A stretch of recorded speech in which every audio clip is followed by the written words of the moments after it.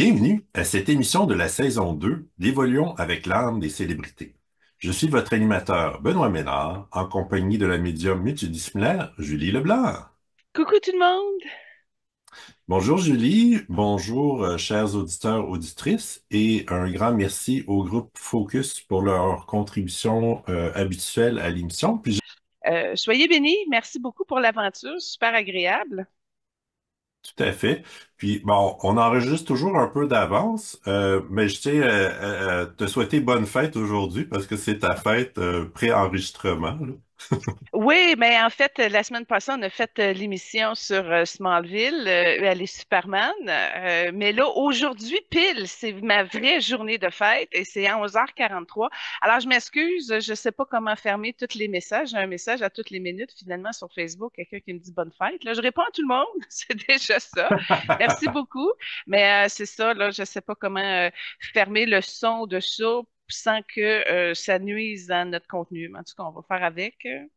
Mm. Bon, ben c'est parfait.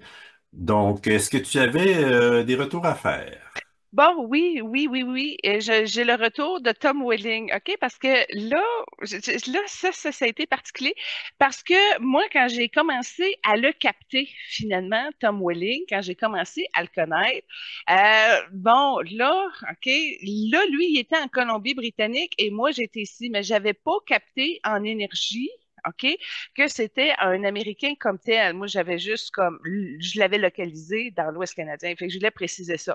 Puis là, j'ai appris d'autres choses aussi parce que moi, j'étais sûre que ça fitait bien. C'est-à-dire qu'on était comme dans la même batch. Mais là, Lynn, elle m'a dit la semaine passée, non, non, il y a 2 ans de plus que toi. Fait que là, j'ai été très heureuse d'apprendre ça parce que si au niveau de l'âme, le fit est parfait, là, ce qui arrive au niveau de la matière, là, il y a un décalage de 2 ans. Fait que ça, j'ai aimé beaucoup l'information parce que, tu sais, Benoît, je sais pas si c'est le même chez les hommes, mais nous, les femmes, quand on est célibataire, ben souvent, on a des possibilités de relations, ben, pareillement comme vous autres, avec différentes tranches d'âge. Donc, tu sais, 20 ans, moi, je trouve ça trop vieux. 10 ans, je trouve ça trop vieux. 5 ans, je trouve ça même à la limite, il y a une grosse différence, là. Tu sais, au niveau de l'éducation, le goût de la musique, etc. Fait que là, grâce à cette information-là, moi, j'avais juste le résultat parfait, OK? Mais là, avec ce qu'elle m'a amené comme information, j'ai compris qu'un homme qui a 2 ans de plus que moi, c'est parfait, flou. Puis j'étais proche, hein, mon mariage, il y avait 4 ans de plus que moi, puis ça commençait déjà à coincer la différence.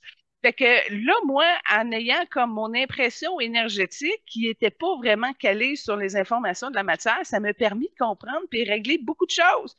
Fait que là, ça a été très agréable. J'ai compris mon parfait match. Ah, 2 ans de plus que moi au niveau de l'énergie, là. Fait que c'est ça, tu sais, les femmes sont plus matures, ben c'est ça. 2 ans de plus, pour moi, c'est juste, en tout cas, de ce que l'âme de Tom m'a parvenu. Puis, j'étais décalée aussi parce que je croyais que j'avais écouté ça vers 18-19 ans dans ce coin-là. Puis non, selon que Smallville est arrivé dans les années 2000 quelques, ben là, j'ai comme compris, ça m'a rebalancé au niveau de la grille du temps. Ça l'a vraiment touché mon adolescente intérieure par être gênée de sa beauté, OK? Donc, la fin de la bonne, ben, de l'adolescence, début femme. Et en plus, ce que ça m'a amené à comprendre, c'est que ça m'a rappelé que c'est mon ex-mari qui m'a fait écouter ça la première fois. Fait que j'étais déjà en relation avec mon ex-mari quand ça sortit ça. Donc, c'est pour ça que je suis arrivée à l'écouter. Sinon, juste par moi-même, j'aurais pas eu Vrac Télé, puis j'aurais pas eu à écouter ça. Fait que j'ai remarqué que mon ex-mari, avec une arme jaune, m'a permis d'entrer en contact avec l'arme jaune de Tom Welling. Fait que là, j'ai comme compris ça. Fait que ça a été très intéressant pour ça. Et là, vu que nous, les médiums multidisciplinaires, on est dans le 3D, mais on est souvent dans le 4D puis dans le 5D aussi. Fait qu'à un moment donné, il y a bien des affaires qui se décalent un peu. Ça fait partie du travail. On s'attend à ça. Mais en tout cas, fait que là, j'ai comme vu que très jeune, ça avait déjà commencé à décaler comme ça. Fait que ça m'a permis de revenir là-dessus. Et en faisant ça, j'ai tombé sur l'ancienne incarnation de Tom Welling.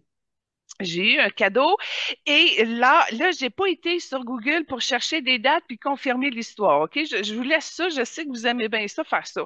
Mais Tom Welling était dans les premiers agents à fonder le RCMP, la Gendarmerie royale, Ah, bon. dans les tout débuts. Puis là, je fais juste en parler, puis j'ai des frissons bord en bord.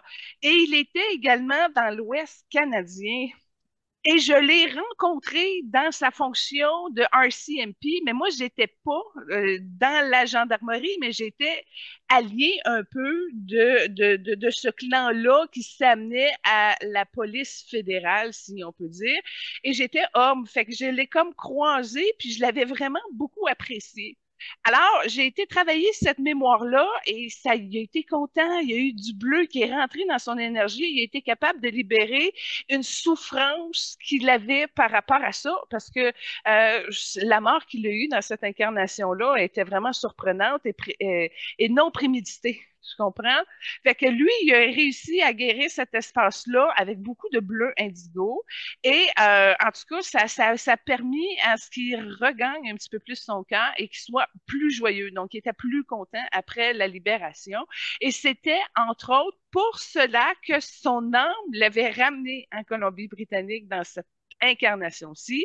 Mais là, le ramener avec tous les pouvoirs, là, c'est ça qui est fantastique parce que, ben, vu que la GRC commençait ou allait prendre forme, ben, il n'y en avait pas tant. Il y a eu bien des murs, des résistances, puis des choses qui n'ont pas marché.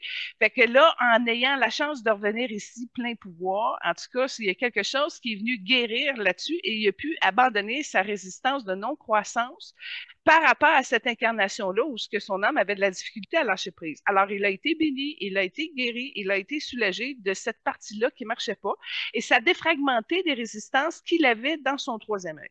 Alors, le bleu Esgo a été vraiment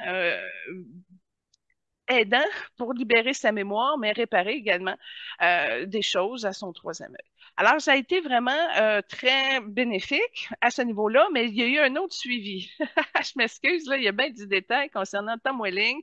Là, c'est pas comme son âme a été indisposée par rapport à ma position concernant ses choix d'entrée dans sa série de Lucifer ou quoi que ce soit qui a suivi par la suite. Puis moi, ben, j'avais une résistance par rapport à l'énergie rouge qu'il avait commencé à entrer de ces énergies démoniaques-là. Fait que ce qui est arrivé, c'est que là, je l'avais devant moi, puis là, je le regardais bien dans les yeux, puis flac, il est devenu les yeux bien rouges. Fait que j'ai réussi à cerner l'entité.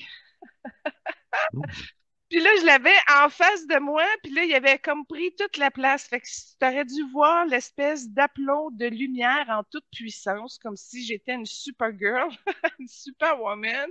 Je me suis remplie de lumière à fond pour me protéger le plus possible, là. Puis là, ben, je le fixais dans les yeux, puis là, ben, c'était des yeux rouges, hein. Fait que je fixais dans les yeux, là, puis là, je déployais de la lumière, je déployais de la lumière, puis plus, puis plus, puis plus. Puis il est sorti, il était pris au niveau de sa gorge, ça avait rentré aussi un peu au niveau de sa cage thoracique. Fait que je l'ai eu à force de résistance. Fait que le regarder, puis de pas le lâcher, puis d'amplifier ma lumière, ma lumière, ma lumière, à un moment donné, ça a lâché. Il résistait, mais à un moment donné, il n'a pas pu être capable de le résister. Puis quand l'entité est sortie, pouf, il a été projeté vers le haut, puis il y a des anges qui l'ont récupéré, puis qui l'ont amené ailleurs. Mais il y avait beaucoup, c'était une entité qui avait beaucoup de soumission, puis il y avait une longue, longue queue. Fait qu'un coup que l'entité est sortie, ben, il était attaché dans son canal en bas à cause d'une queue triangulaire, là, avec un pic. Fait qu'en tout cas, de le sortir de tout ça, de sa structure, ça, je te dis, ça a pris 15 minutes où là, j'ai vraiment amplifié la lumière le plus possible. Dans l'énergie christique, je vais t'avouer, j'ai commencé à me pomper un peu avec Maître Jésus qui était par rapport au soleil, puis là, on a fait comme une espèce de dôme, puis là, c'est comme ça qu'on a réussi à à le sortir définitivement. Puis quand l'entité est sortie, c'est comme si au niveau de l'âme de Tom Welling, son énergie, elle a comme tombé. Flou! Puis là, après ça, il s'est ramené, il a récupéré. Là, il y a eu un transfert de cœur. Comme là, j'étais toute pleine, fait que c'était facile pour moi de le vider comme un calinours. Puis là, ben, il s'est remonté. Puis là, ça a pris à peu près 10 minutes de transfert pour refaire le plein d'énergie. Et là, on était capable de boucher tous les trous que cette entité-là avait pris. Alors, un coup, ça a été fait. il a été surpris. C'est comme il n'a pas nécessairement compris qu'est-ce qui s'était passé. Là, il a remonté, il a regagné en pouvoir, en puissance tranquillement, mais j'ai pas eu de réaction de reconnaissance ou qui était content. Il s'était vraiment déconcerté. Il savait pas ce qui s'était passé comme tel. Il a senti vraiment que cette bébête-là était sortie. Puis là, il a remonté tranquillement avec son énergie naturelle. Puis là, bon, ça s'est passé tranquillement. Puis là, si je regarde aujourd'hui, là, pendant que je te parle, il est à 37% de reconstruit. Fait que ça avait vraiment fait beaucoup de dommages. Puis même si on l'a amplifié, il y a une capacité d'absorption qu'il a fallu respecter. D'où le pourquoi qu'il a remonté. Il a ressaisi à 37%, mais c'est pas assez pour que l'entité vilaine revienne. Fait qu'au moins, il a été protégé là-dessus. Maintenant, ça y prend des ouvertures de conscience pour qu'il revienne davantage à qui il est et au maître qu'il est. Donc, c'est un processus en continuation, si on peut dire, sur Tom Welling, mais au moins, ce qui me dérangeait a été extrait. Voilà OK. pour Tom Welling. Parfait. Ben moi, je vais aussi faire un petit retour sur lui. Ben d'abord, des trois célébrités qui ont incarné Superman, dont on a fait l'émission la dernière fois, il y a juste Christopher Reeve que je connaissais, donc je connaissais ni Tom ni Henry.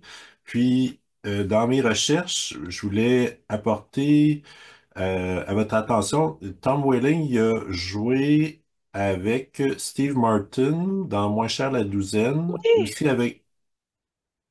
aussi avec Brendan Fraser dans la série Professionnel, puis finalement avec Kevin Costner dans Draft Day.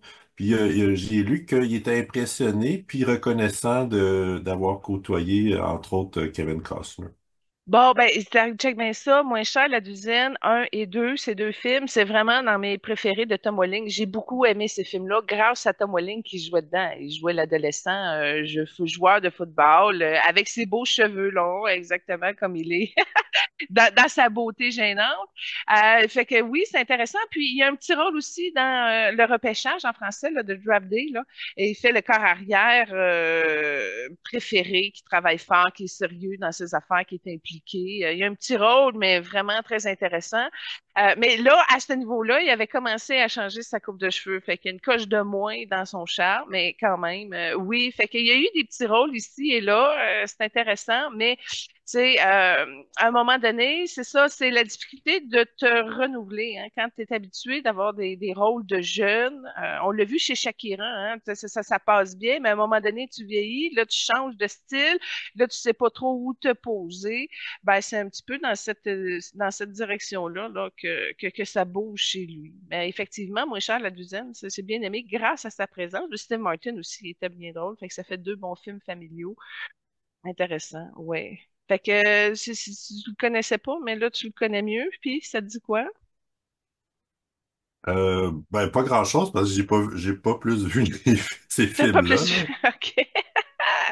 Bon, enchaînons un retour maintenant, OK, avec cette émission-là où j'avais vu qu'un de ses enfants, je sais plus c'est lequel, là, mais était Lila. Puis là, j'étais impressionnée de voir une jeune fille, Lila. Je ne sais pas si vous vous rappelez de ça. Alors, j'ai été creusée parce que je trouve ça tellement beau. Quelqu'un qui a une âme lila, c'est rare, très, très rare. Les mauves sont rares, mais les lilas, c'est encore comme plus. Là. T'en vois beaucoup, exemple, dans l'énergie des fées. Fait que j'ai été voir c'est quoi un peu. Fait qu'il y a beaucoup de conscience chez les âmes lilas. La spiritualité, l'intuition, une personnalité empathique, une meilleure gestion émotionnelle, une profonde, comprendre profondément.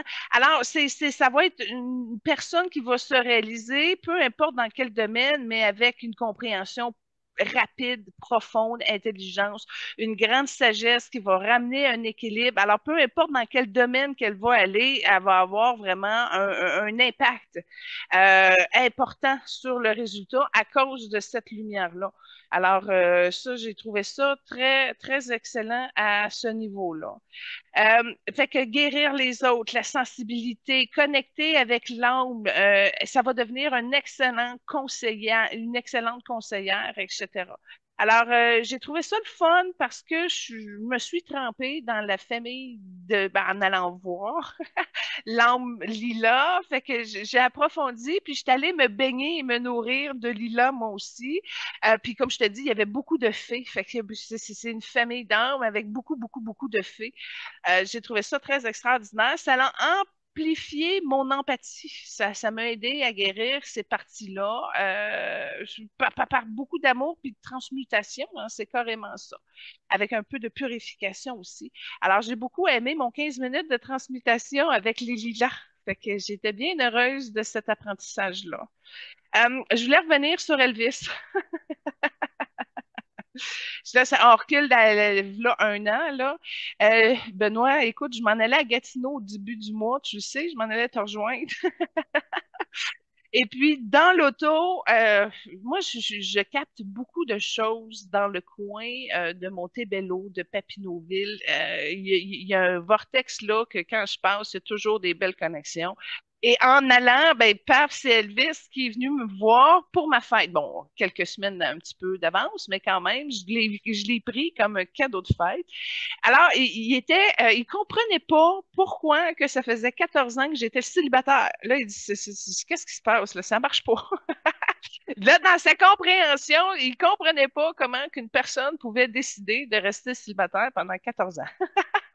Là, il voulait me chanter l'amour pour que j'ouvre mon cœur à, tu sais, comme peut-être un petit bouchon transparent que j'aurais, vraiment pour l'expansion du cœur, je m'en ai dit pour l'expulser, mais vraiment pour m'ouvrir à avoir le goût de l'amour dans ma vie comme tel, parce que c'est pas que j'ai fait une croix dessus, mais j'ai vraiment accepté mon état de bien-être par moi-même depuis tout ce temps-là. Fait que, en tout cas, je l'ai pris et j'ai beaucoup de personnes que je connais aussi qui sont célibataires depuis très, très, très longtemps.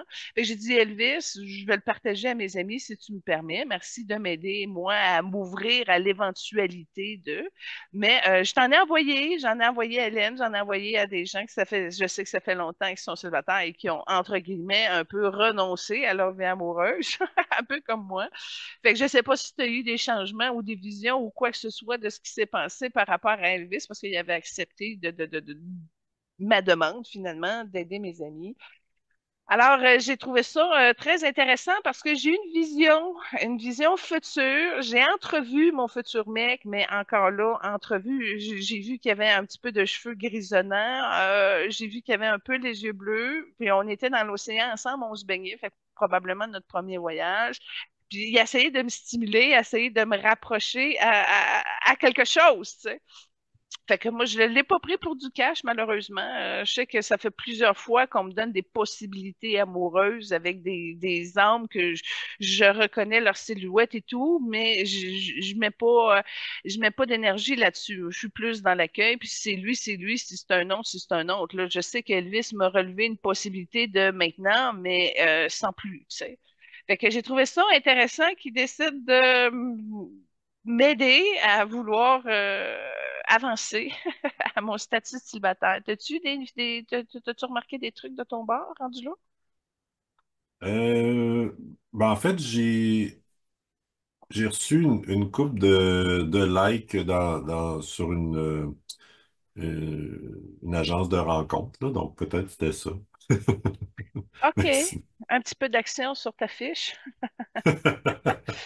D'accord, mais non, c'est élevé, moi, ça a été vraiment une transformation dans le cœur. Fait que c'est probablement ton résultat de like vient de cette transformation-là. Je voulais juste savoir si tu avais capté une alchimie, parce que quand je regarde ton chakra-cœur maintenant, il y a un petit peu d'orangé qui dilue un peu ton verre, mais effectivement, il y a une transformation. Maintenant, il faudrait enlever un petit peu d'orangé. En tout cas, on y reviendra plus tard. Ah, Al Pacino! J'ai un autre suivi à faire avec Al. D'accord.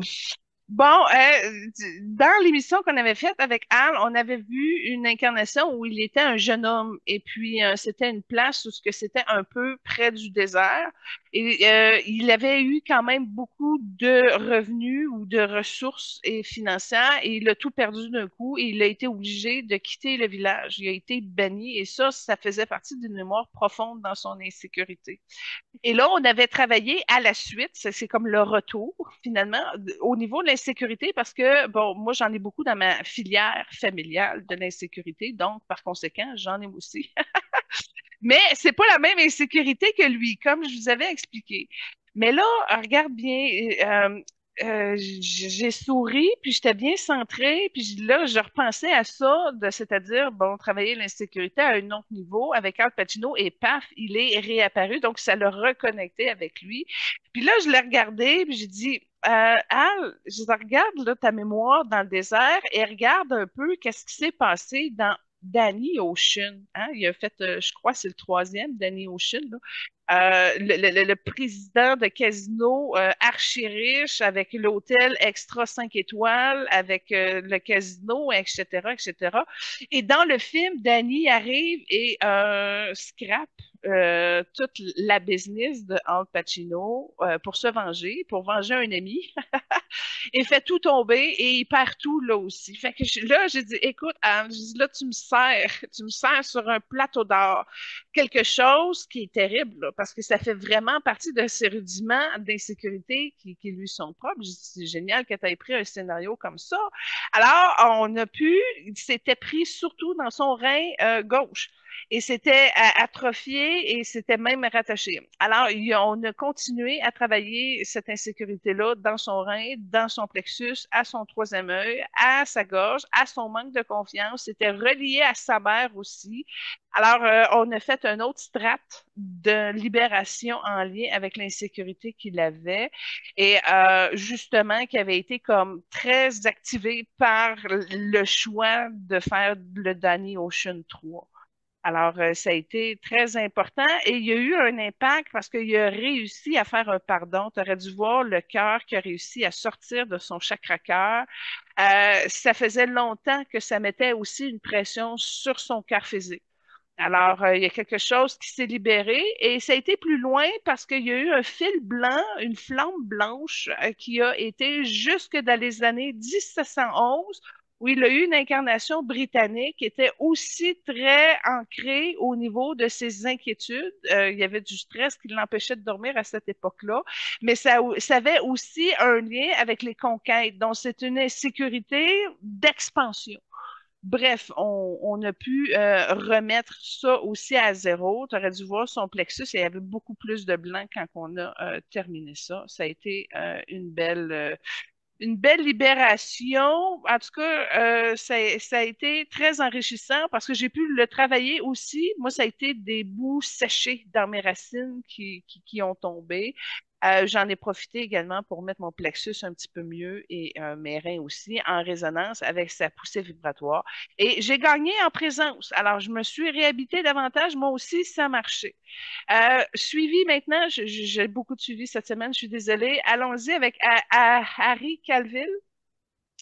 Là, OK, j'ai relevé trois mémoires d'âme que j'avais avec lui, puis ça a été le premier acteur que j'ai eu quand même assez d'interrelations euh, d'âme avant. Et là, regarde bien, il y a eu deux mémoires où j'ai bavé, c'est-à-dire que c'est moi qui ai eu l'impact négatif de chez Choix. Et la dernière incarnation qu'on a eue ensemble, on dirait que je me suis reprise parce que j'y ai fait une énorme trahison pour rebalancer, équilibrer ces deux coups tordus qui m'a fait. Alors, j'ai mis du calme là-dessus, sur ces trois mémoires. J'ai fait mes pardons. J'ai libéré ma blessure de trahison que je lui avais faite. Je lui ai pardonné ces deux autres qui m'avaient fait. Fait que, bref, j'ai pu mettre ça à zéro et ça m'a permis, dans mon cœur, de me remettre à niveau avec cet âme-là, cet être-là. Fait que ça m'a fait du bien. Ça m'a fait du bien. Puis lui aussi, il a été content. Puis il s'est placé plus sur ma gauche. Fait que j'ai comme compris que au niveau de mon énergie féminine, il y avait quelque chose qui avait avait rebranché aussi de son côté et que ça savait apaiser. Fait que j'ai réussi à éliminer le contentieux karmique qu'il y avait entre nos deux âmes. Et là, ben, si je le regarde, ben, je sais pas que j'ai une meilleure opinion de sa personnalité aujourd'hui, mais au moins j'ai pu les interférences qui sont là. OK, suivant, Marilyn Monroe. Bon, Marilyn Monroe, tu vois, suite à notre spécial Halloween qu'on a fait avec Hitchcock, grâce à ta suggestion, hein, Alfred Hitchcock. Bon, tu avais souligné pendant cette émission-là que Marilyn avait été vexée parce que Hitchcock n'avait pas voulu la prendre dans un de ses films. Eh bien, on a été réconciliés, ça, mon ami, oui. Parce que dans l'émission qu'on avait faite d'Halloween, moi, ce que j'avais vu, c'est que Hitchcock avait refusé qu'on mette du sang sur l'emblème pur de Marilyn. Mais Marilyn n'avait pas compris ça, elle, dans son incarnation, puis elle avait comme été encore bloquée. C'était vraiment un angle, un demi-cube à son troisième œil, elle n'avait pas compris pourquoi que, puis je ne sais pas si elle avait été insultée, vexée, mais ça marchait pas. Et ça marchait pas de l'autre côté non plus. Fait qu'elle n'a pas réussi à enlever cet, entre guillemets, échec-là qu'elle avait vécu. Alors, il y a eu une réconciliation. J'ai été la médiatrice entre Marilyn et Hitchcock. Et puis là, Marilyn a comme vu que la fréquence d'Hitchcock ne convenait pas, ce qu'elle n'avait pas vu dans son incarnation. Et en même temps, Hitchcock, même s'il était carré, si on peut dire, qu'il avait ses angles de pensée, puis de manière de concevoir les choses, il a quand même été capable de faire un tout petit progrès, tout petit, pour alléger Marilyn. Alors, Améline, elle s'est vidée de toutes ses mémoires de rejet, c'est-à-dire de monde qui ont fermé la porte puis qui ont dit non pour X raisons, et elle a été capable de sublimer cette énergie-là avec la déception. Elle était comme déçue, mais la lumière rentrait grâce à la part de Sananda. Pour ceux qui le connaissent, son incarnation terrestre, un maître Jésus. Il est venu l'aider à vider toutes ses mémoires politiques. Politiques, parce que c'était une raison politique pourquoi elle n'avait pas été choisie dans le film d'Alfred Hitchcock. Et là, ça lui a permis de libérer beaucoup plus de mémoire et de se sentir moins seule, parce que c'était une de ses grosses difficultés à Marilyn, même si tu es super connue, ben, à un moment donné, tu te sens seule. Ce qui est arrivé, entre autres, pour Robin Williams, pour Jim Carrey, pour plein de monde. Alors, bref, ça a été dans les règles de l'unité et ça l'a vraiment aidé à corriger sa valeur personnelle ou son estime ou son retour à toi. Bref, ça l'a calmé puis ça l'a purifié. OK, changement. Christopher Reeves. Il y a eu quelque chose, tu sais, lors de notre émission qu'on a faite la semaine passée, Christopher Reeves avait reçu comme deux suppositoires. Un au niveau de son cou, entre autres à partir de la C7, mais entre la D2, de la cervicale 2 et la cervicale 3. Et il y avait eu aussi quelque chose entre la septième, huitième, en tout cas, je ne me rappelle plus précisément, je ne l'ai pas noté, mais il y avait deux places où c'était cassé dans sa colonne vertébrale et il y avait eu un soin pendant l'émission qu'on avait faite avec lui pour justement venir ramener les effets de la cassure qu'il y a eu au niveau de la colonne vertébrale. Ben là, moi, ce que j'ai eu comme feeling, c'est que les suppositoires ont fondu. Ça a peut-être pris quelques jours plus tard, là, mais là, il avait réussi à redresser sa colonne vertébrale et à la réparer. Donc, en énergie, je le voyais quelquefois avec sa chaise roulante comme s'il l'avait encore comme bien ancré, là. Mais là, avec l'espèce de correction des suppositoires de lumière qui sont venus vraiment aider sa colonne vertébrale, il a été capable de plus avoir sa chaise, en d'autres mots. Je dis pas qu'il amène la chaise en énergie, hein, mais c'est juste que c'est un symbole qu'il gardait près de lui pour l'aider, ou en tout cas, tu sais, le changement se fait difficilement des fois, même s'il n'y a plus de corps physique de l'autre côté, puis il y avait encore une partie de lui qui était immobilisée par son expérience-là. Alors, il a été réconforté là-dessus.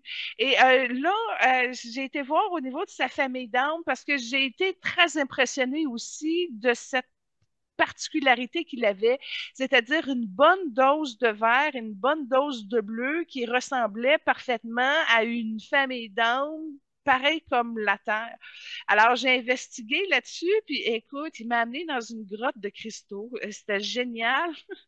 Je peux pas comparer si c'était avec une grotte de cristaux de Superman, mais on a vraiment été dans une grotte souterraine de la Terre et écoute, on a vibré les cristaux très, très fort. Et là, il a gagné, c'est comme si ça a été un deuxième impact de ses suppositoires en colonne vertébrale. Et là, il a grandi énormément, comme s'il tombait à une arme de 15 pieds d'un coup, là. Et là, il était tout jaune, tout radieux, tout doux. Et là, on a réussi à débloquer quelque chose qui était pris dans son hara arrière, qui a été aussi en lien avec son identité. Alors, il y a eu une grosse expansion de qui il est et il s'est habité pleinement. Et quand il est rentré, comme si le 15 pieds d'âme descendait, quand c'est rentré dans ses pieds, ah, t'aurais dû voir l'effet que ça a eu sur sa Terre. Il y a eu tellement de spirales qui se sont activées puis projetées vers le haut, comme si le fait, il a été comme déconnecté avec son handicap, si on peut dire, de sa puissance de famille d'âme en service pour la Terre. Et là, il est rentré naturellement dans cette fréquence-là. Écoute, il a été géant, il a été grand, il a été blanc, il a été spectaculaire. À un moment donné, il y avait plein de petites étoiles blanches et jaunes. Il a réussi à défaire son plexus, à le rebâtir et il s'est réconcilié avec la valeur de l'homme sage qu'il est et autonome aussi. Donc, il a été comme un grand vainqueur dans son cœur. Ça a été tellement beau, sa transformation, parce qu'il s'est accueilli dans l'amour, dans sa vulnérabilité. Il s'est donné l'ouverture à l'expansion. Je te dirais que c'est une des transformations les plus spectaculaires qu'on a eues depuis le début de l'émission. Alors, Christopher Reeves est revenu à l'énergie masculine autonome, mais centré, équilibré, juste. Il y a eu même un ajustement au niveau de sa perception de ses yeux, de son troisième œil, et le don de la vision il est encore plus supra-développé qu'il l'avait, parce qu'il y en avait une partie. Mais là, il va l'avoir encore plus fort parce qu'il a décidé en son cœur qu'elle allait sortir grand gagnant avec ses forces et ses pouvoirs. Donc, son âme, elle a autorisé que dans sa prochaine incarnation, il va voir. Il va voir grand, il va avoir la clair-vision parfaitement alignée. Il s'en va avec la famille des jaunes. OK? Autant que là, il y a eu un équilibre avec les bleus et les verts, là, il va ajouter cette pièce-là de la paix, OK, à son puzzle d'évolution avec son incarnation jaune et blanche qui a déjà eu une expansion dans notre grotte de souterrain. Et là, écoutez, je suis de nature généreuse et je vous ai ramené en âme, évidemment, pour ceux qui veulent, un quartz de cette grotte-là. Alors, par les lois de la résonance et du cœur, ceux qui le veulent, ben, je vous en partage. Ça va être livré par votre âme à votre cœur. Alors, ça, c'est un magnifique cadeau que je vous rapporte, des cristaux de la grotte de Christopher Reeves, où il y a eu une ascension phénoménale. Ça a été, écoute, ça a pris 45 minutes, OK? C'est à peu près ça. Et tu aurais dû voir quand il est redescendu les pieds dans ses... quand il est redescendu, là. Ah, il y a eu plein d'animaux de la Terre qui étaient là. Et des animaux qui n'existent plus. Hein. J'ai comme vu des antilopes avec 3 tours de cornes. Wow! Des 3 tours de cornes, j'en ai pas vu ça ici, même pas en photo. Fait que, en tout cas, ça a été un très beau cadeau d'union de Gaïa qui a libéré de la peine. C'était vraiment cassé dans le chakra de la gorge de Christopher Reeves et c'était représenté un petit peu comme la peine de Gaïa. Donc, quand il est revenu et ça s'est ajusté, aligné, Gaïa s'est également soulagée. C'est là que j'ai compris que c'était une famille d'âmes qui était très interreliée avec la Terre et quand elle avait un de ses membres qui paralysait, ça paralysait le réseau de la Terre. Alors, ça a été très extraordinaire comme transformation, mon cher Benoît. Et dernière étape de mon suivi, on ne l'a pas fait comme artiste invité, mais j'en avais parlé dans les retours. Bon, Kamala Harris, bon, on avait libéré de la déception, on avait libéré de la honte, puis on avait libéré bien des affaires, mais là, il y a eu une quatrième étape. C'est comme si avec le temps qui a passé un petit peu, puis que là, qu'on a enlevé l'illusion, le mensonge, etc., ça a été vraiment au niveau de sa gorge à une écœurantite profonde. Là, il y a quelque chose qui l'a saturé, qui l'a déçu profondément et qui avait de la peine par rapport à ça aussi. Alors, ça a été avec l'énergie du rose et l'énergie du jaune et un archange Gabriel, on a réussi à nettoyer des petits coins de calvaire qui lui restaient, entre autres, au niveau de la gorge, au niveau du troisième œil, parce que là, ça bloquait la perception de voir son plan à elle, son plan de vie et où est-ce qu'elle s'alignait avec ça par le futur. Et ça l'a été croisé avec les indigos qui vont venir l'aider à cause de John F. Kennedy. John F. Kennedy, pas le junior qui est avec Trump, là, mais le vrai, celui qui a mangé la balle, là, il est venu aider Kamala pour qu'elle reste restructurée dans ses énergies et qu'elle n'abandonne pas, parce que ça a été vraiment à la limite. Alors, il est venu comme l'aider en apportant un support de courage. Puis en même temps, il a donné le créneau de s'attaquer aux drogues, ce que personne n'a fait dans la campagne électorale, puis qui trouve que c'est un gros élément qui a passé sous le radar. Fait qu'il est apporté, il l'a aidé, puis il l'a réconforté, il l'a restructuré et il a amené également des nouveaux angles dans sa perception qui pourraient l'amener à aller chercher des gains à la victoire. Ouf! Voilà mes retours, Benoît. Ben, parfait. Ben, merci beaucoup du partage puis des cadeaux que tu nous as faits. Moi, je voulais juste ajouter pour Henry Cavill, il a joué avec Robert De Niro, Bruce Willis et aussi Kevin Costner. Puis il dit que Kevin Costner l'a beaucoup aidé pour certaines scènes dans Man of Steel. En fait, ce que j'ai compris, c'est que Kevin Costner a transmis à Harry Cavill comment être un héros. Puis c'est ça, l'enseignement de la Wow. barre, de la sagesse. Fait que ça a été très stimulant de voir un mentor t'amener aux clés de comment être un héros en fonction de ton art, de ce que tu fais, de ce que tu es. Fait que la reconnaissance est là entre les deux. Puis Kevin Costner l'a accueilli comme un frère, hein, à bras ouverts, très solide, un allié présent. C'est un beau pilier dans l'industrie qui aide vraiment beaucoup à la relève des jeunes. Lui, il l'a fait pas mal tout seul. Il y a eu de l'aide ici et là, mais jamais comme il l'a remis à l'humanité dans ses fonctions d'accompagnement, de coach, de collègues avec qui travailler. Tu sais, il a vraiment réussi à diminuer la distance entre ce qu'il a reçu et ce qu'il donne à la relève. OK, parfait, ben merci. Puis pour Christopher Reeve, je voulais ajouter, vous aviez mentionné qu'il avait fait, il y avait sa fondation pour la recherche sur la paralysie, mais il a aussi beaucoup donné pour les enfants, Amnesty International, l'environnement, droits de l'homme, les arts. Puis ce que j'ai trouvé intéressant, il s'est aussi impliqué pour les athlètes des Jeux paralympiques, mais même avant sa paralysie et aussi après. Bon, écoute, je viens d'avoir l'information de Christopher Reeves. Il savait dans son plan de vie que ça allait finir en chaise roulante en passant. Ça, c'est ça. Il savait, peut-être pas en peur tout le temps présente, tout le temps consciente, mais cette possibilité-là, inconsciemment, il le savait. Fait que ça, c'est intéressant pour ça. Puis, comme je te dis, toutes les choses que tu as nommées, fait partie de ces familles d'âmes. Sauf qu'à un moment donné, tu as parlé de droits humains ou quoi que ce soit. C'est comme si à ce niveau-là, dans cet organisme-là, il préparait sa prochaine incarnation en jaune. Fait que moi, c'est ça, je te dis, ça a été très méthodique. C'est vraiment une âme qui travaillait pour la Terre. Puis là, dans ce que tu viens de dire, là, ça vient juste confirmer de l'importance de son investissement de temps, de présence, de ressources, etc. Mais c'est ça, c'est vraiment une âme très, très particulière, Christopher Reeves. Et puis là, en plus, il s'en va gagner avec le jaune. Il va garder le fond vert, le fond bleu. Hein. C'est pas quelque chose qui va être très, très loin derrière lui, mais il va continuer à mettre sa puissance au service de la Terre. Puis comme je te dis, une âme de 15 pieds sont rares aussi. D'habitude, 10, 8. Mais là, il est rentré dans sa pleine expansion. Fait que ça va être encore surnaturel, surhumain, ce qu'il va rapporter, mais avec plus de paix. Plus de choix de paix, plus de choix pour aider la Terre, c'est ça, c'est clair. Ça sortira jamais de l'âme de Christopher Reeves.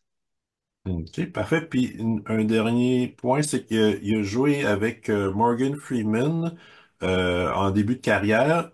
Il a joué avec Kirstie Alley dans son dernier film avant son accident. Puis il a aussi joué avec Whoopi et Robin Williams dans son dernier film avant son décès.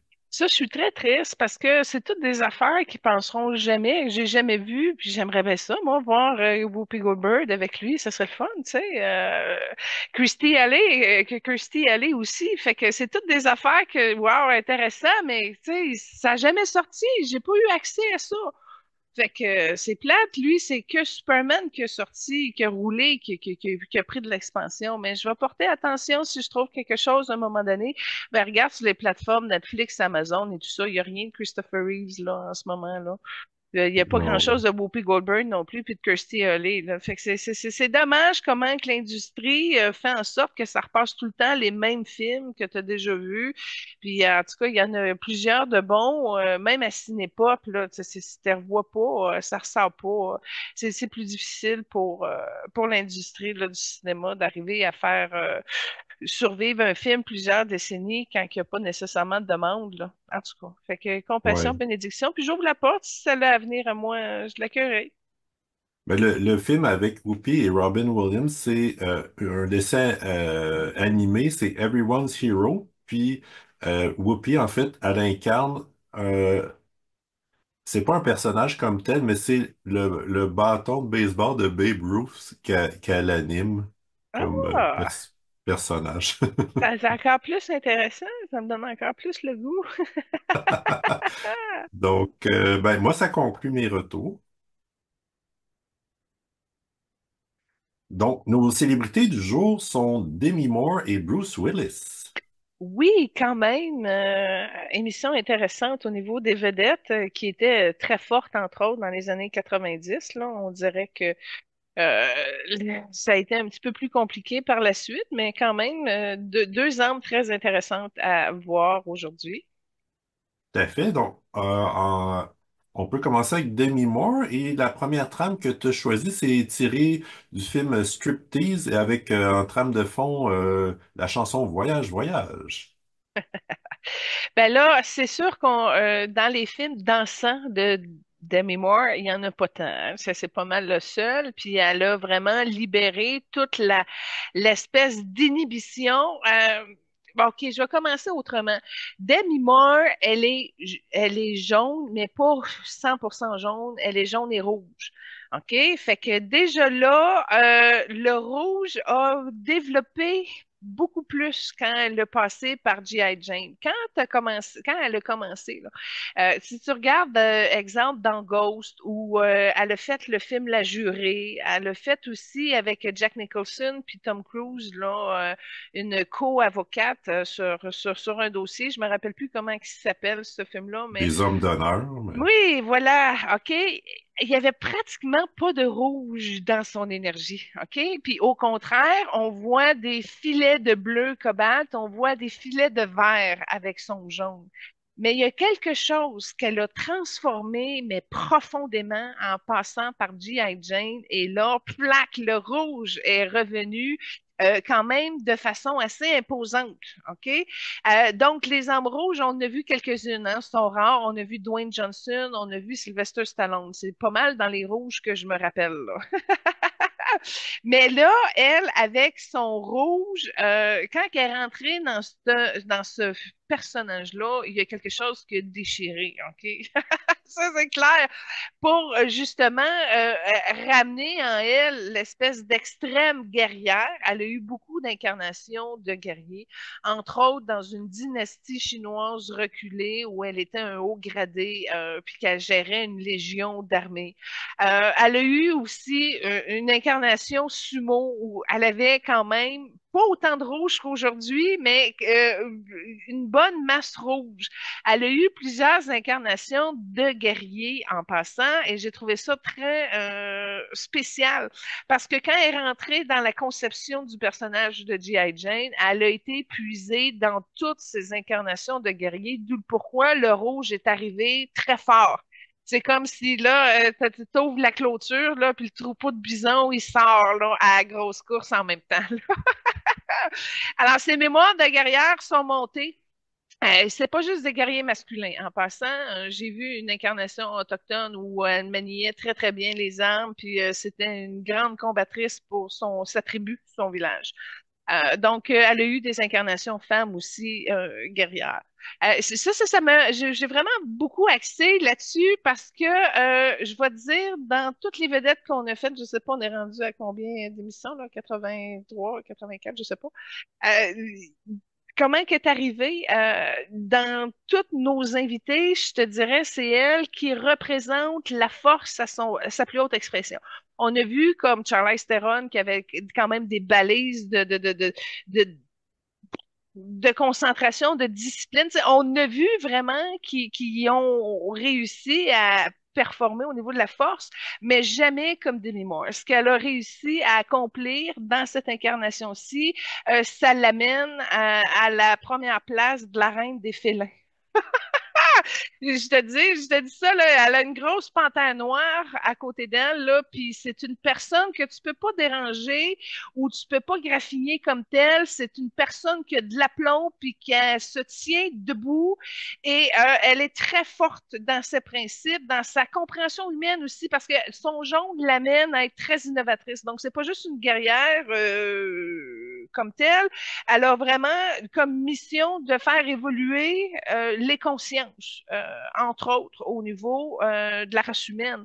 Et c'est là où ce qu'elle arrive à une certaine zone de douceur, de tempérance dans son fond, où là, il y a comme un équilibre entre la force de la guerrière qui est très solide dans ses convictions, dans ses principes, dans ses causes, dans sa mission, versus l'ingéniosité savante de la connaissance, de la sagesse, pour amener un minimum d'équilibre. Parce que les jaunes, on s'entend, sont aussi sur la voie de la paix, entre autres. Donc, ça fait un équilibre particulier entre la paix et la guerrière et son innovation. Ça va être très important parce qu'elle l'a avec les jaunes. Ce qui est plutôt rare parce que l'innovation, on le voit plus avec les bleus, indigo, etc. Mais elle l'a parce que au niveau de son troisième œil, c'est concentré pour ça. Alors, elle a la force d'avoir récupéré son énergie, d'avoir fait attention. Elle sait qu'elle a une vulnérabilité au niveau de sa santé mentale. Ça l'a préoccupée, mais elle a trouvé le moyen pour l'équilibrer. C'est une des raisons pourquoi qu'on l'a moins vu à un certain moment donné, là, parce que il y avait comme une distorsion entre la force de son ego qui veut plus de pouvoir, donc avec des rôles importants et significatifs, mais à un moment donné, quand elle a vu que les rôles importants et significatifs n'arrivaient pas à la satisfaction dont elle voulait avoir, ben là, elle s'est ouverte davantage pour rentrer d'autres théories, exemple ses enfants, exemple, bon, elle s'est ouverte sur d'autres choses. Et ça fait en sorte que cette discipline-là est encore présente. Tu vois qu'elle est encore très en shape, qu'elle est encore très activée à compléter ce qu'elle a entamé. Il n'y a pas de laisser aller chez Demi Moore. Au contraire, il y a une espèce d'adrénaline qui fait en sorte qu'il n'y a pas de place au laisser aller. Puis ça, c'est quelque chose de contraignant dans sa position de mère parce que c'est le même leitmotiv qu'elle prend pour élever ses enfants. Fait que ses enfants, ils ont comme une insécurité parce qu'il y a une mère qui pousse à l'excellence beaucoup et au détriment du jugement des autres. Ça l'a influencé aussi d'une certaine manière et elle a dû faire un travail pour basculer dans la sérénité justement à cause de l'oppression des gens qui auraient pu avoir sur elle, sur un jugement, mais elle le fait pour innover. Fait que là, ça devient un petit peu compliqué, comme je te dis, parce qu'elle défonce les tabous, d'où le pourquoi que la trame sonore de Striptease était intéressante aussi, parce que c'est pas n'importe quelle actrice qui aurait pu accéder à se déshabiller comme ça dans un film avec Burt Reynolds en plus. Fait que, elle a vraiment réussi. Ben, tu vois, dans Striptease, elle est déjà un petit peu plus rouge, là. Le rouge a commencé. On voit qu'il y en a un petit peu moins, mais ça avait déjà commencé ces transformations-là. Et vraiment, elle trouve ça contraignant un peu la situation actuelle politique. Moi, ce que je le vois là, c'est qu'il y a un trait bleu indigo qui la protège un peu. Tu sais, je te disais tantôt, elle a des capacités d'innovation. Ben, elle ne porte pas le bleu indigo en elle, mais le bleu indigo l'aide. Comme quoi que les États-Unis d'Amérique sont limités, entre autres, au niveau de l'innovation et de l'expansion. Et là, en plus, elle trouve, c'est très perceptible dans son énergie, là, avec l'élection qui vient d'arriver de Trump, là, que les États-Unis ont reculé dans sa perception à elle. Et elle s'est battue pour arriver à ne pas rentrer dans cette rétrogradation-là de la société, si on peut dire. Alors, elle a pas fini ses combats et elle a une énergie de force incroyable, du même niveau que nos Superman là qu'on a vus, etc. Elle est dans les tops de détermination, d'endurance, de courage, de force, mais à la touche féminine, il y a de la sincérité là-dedans, c'est ce qui la dégage avec son genre. OK, parfait, très intéressant. Moi, en fait, ce qui me frappe, c'est le contraste entre, on pourrait dire, sa détermination, la discipline maintenant, versus son enfance, parce que c'était pas mal le laisser-aller complet de la part de ses parents. Oui, ben ça a été très difficile. Moi, ce que je vois, c'est qu'il y a de la drogue, c'est qu'il y a des abus, ça a créé des perturbations, puis c'est là où c'est remarquable parce que elle est revenue à elle-même par la souffrance. Malheureusement, c'est ça, ça a été son cas. Puis même au niveau amoureux, si je regarde son premier mariage, là, ce qu'elle porte dans son chakra du cœur, c'est une grosse déception. Fait que ça a été très difficile d'être une force avec du caractère, mais c'était beaucoup moins assumé parce qu'elle ne savait pas par où penser dans ces créneaux-là et elle est tombée très rapidement dans l'énergie du manque. Alors, ça, c'est quelque chose que Bruce est venu l'aider en passant. Puis c'est pour ça que ça l'a recadré un petit peu sa relation avec Bruce Willis. Mais quand tu regardes l'énergie du jaune et du rouge, tu vois que ça a une meilleure compatibilité relationnelle avec Ashton Kutcher. Et là, je vais te dire, ça aurait été même une combinaison parfaite avec Ashton Kutcher. Mais ce que j'ai vu en énergie, c'est une question d'ego. Là, les deux n'ont pas fait le compromis sur l'ego et ont venu contaminer une magnifique relation d'âme parce qu'on l'a fait Ashton Kutcher, hein, puis il y a du jaune, puis il y a du rouge. Alors, comment que deux âmes qui sont pareilles n'arrivent pas à se compléter dans la matière? Ben, ça, c'est le résultat de l'ego. Que quelqu'un est passé sur quelque chose, puis là, ben, ça s'est séparé, ça s'est séparé, ça s'est séparé. Et c'est très dommage parce que s'il y avait eu suffisamment d'amour pour enlever l'énergie du manque que portait des mémoires, il y aurait pu avoir quelque chose d'extraordinaire, puis ils seraient encore ensemble aujourd'hui en passant. Alors, le fait que lui soit rendu avec Mila Kunis, ben, c'est justement deux égaux qui n'ont pas fait d'effort pour que ça marche, parce que toutes les compatibilités d'âme étaient là pour que ça fonctionne. Et c'est particulier, hein, parce que des jambes jaunes et rouges, il n'y en a pas tant. Puis tu vois, on pourrait la mettre avec Tom Welling aussi, mais quoique Tom Welling, c'est pas le même rouge. C'est un rouge ajouté d'une autre sorte, source d'énergie. Mais en tout cas, je mets Tom de côté, mais avec Ashton, il y avait une belle compatibilité d'âme amoureuse et c'est le seul match, mais je te dirais, dans toutes les vedettes qu'on a faites depuis nos 80 quelques émissions, qui aurait pu fonctionner parce sont pareils. Alors, pourquoi que ça n'a pas marché? C'est ça la question, parce qu'elle est arrivée. Moi, c'est ça que je trouve ça extraordinaire. Elle a réussi à trouver le parfait match d'âme. Parce que Bruce Willis, je vais y aller tout de suite. Bruce Willis, il y a un jaune, mais il y a pas un beau jaune. C'est pas un jaune plein. C'est un jaune effacé. C'est un jaune à croiser avec des énergies transparentes. Et pas belle. C'est comme l'impression que la maladie mentale de Bruce Willis vient interférer sa présence. C'est pas plus compliqué. Et ça fait en sorte qu'on a beaucoup de difficultés à voir sa lumière d'âme, mais c'est très facile de voir que ce monsieur-là a énormément, beaucoup de peine à ne pas avoir accepté non plus sa relation amoureuse avec Demi Moore, que ça a fini. Fait que lui, il est jamais revenu de son deuil de relation amoureuse.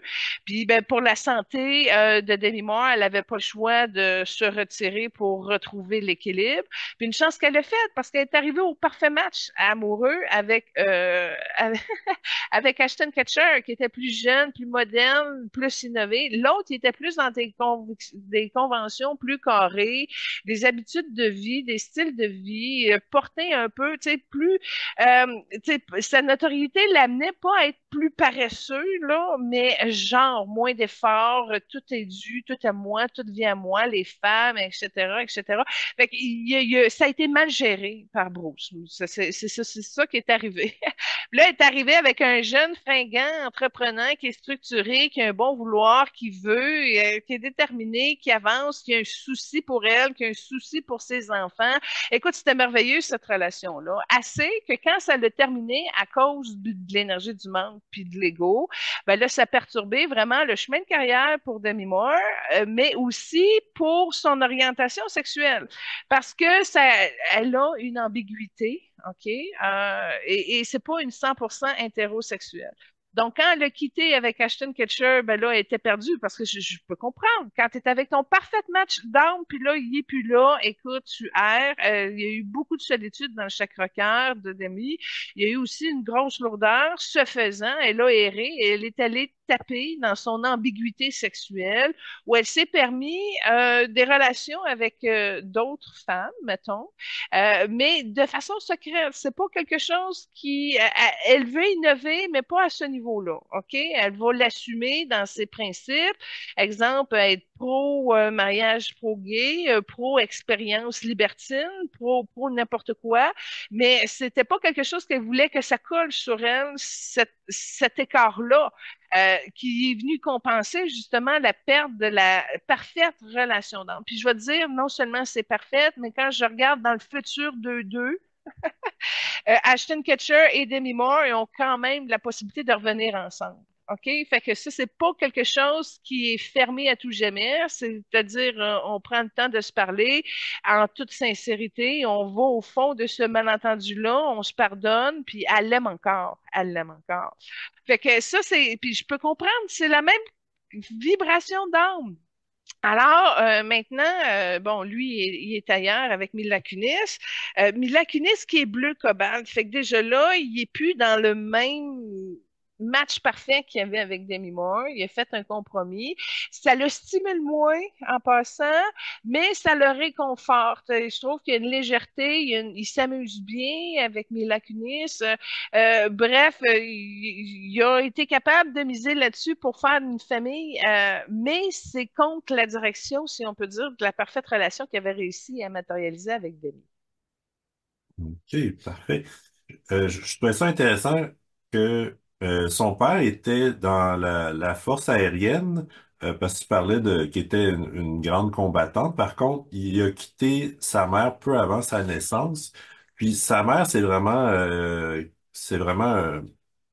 euh, un gros morceau dans la vie de d'Amy qui a été exigeant parce que elle s'est considérée dans leur relation être la mère plutôt que l'enfant parce que sa mère a eu des problèmes d'ivresse, pyromanie.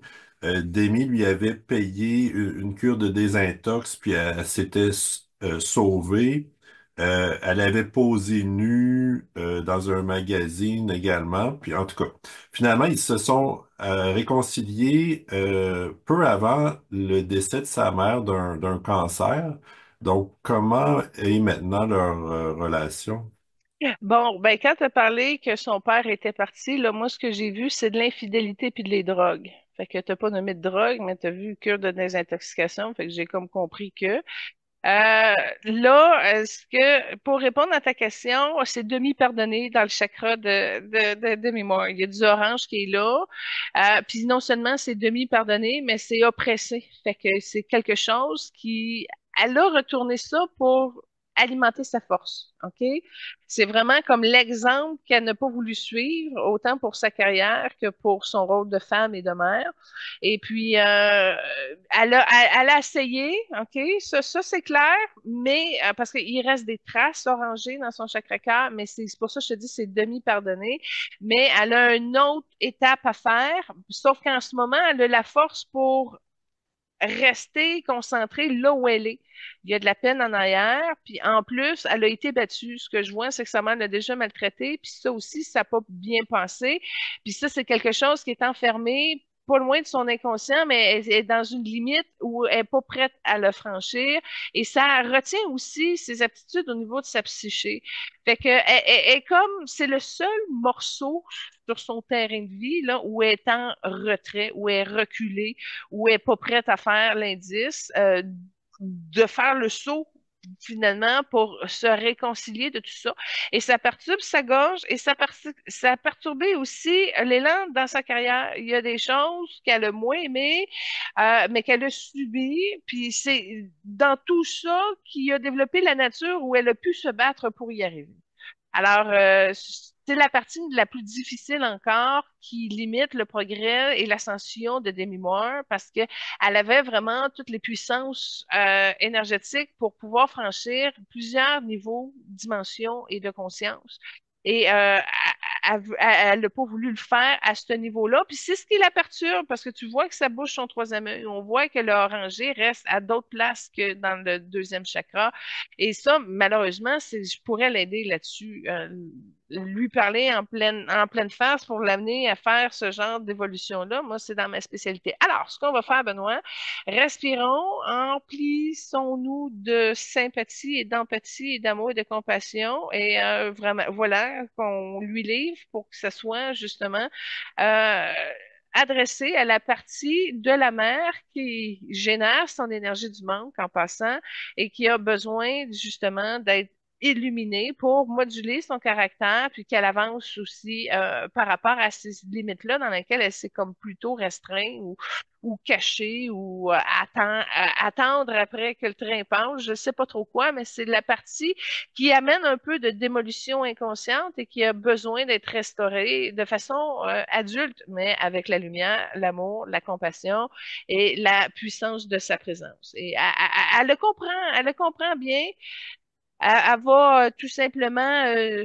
s'ajuster, puis tu vois, elle avait des migraines là-dessus, fait que ça va aider à libérer certaines migraines qu'elle avait, et puis en même temps, ça joue, le cube a été déposé à son ventre, et là, ben, ça se vide, entre autres, sur la gauche, fait que elle était capable de bouger ça, mais en même temps, ben, c'est un petit peu limité à cause de l'équilibre. Je te dirais qu'elle a une appréhension aussi par rapport à la scientologie, OK? Elle a regardé, elle a aimé à un certain niveau, mais elle s'est sentie vite envahie. Fait qu'elle a pris un pas de recul avant de se faire gober par ça. Mais c'est une personne qui est capable de réfléchir profondément sur la vie, sur les impacts et les répercussions. Et ça, il y a encore de la lumière dans son cube qui va l'amener à assumer davantage ses fonctions autonomes. Donc, c'est vraiment quelque chose qui va travailler le centre de sa vie par en arrière, si on peut dire, du poids de son passé qu'elle traîne encore. Ok, parfait. Elle est évidemment actrice, mais aussi productrice et réalisatrice de plusieurs films, notamment productrice de la série Austin Power.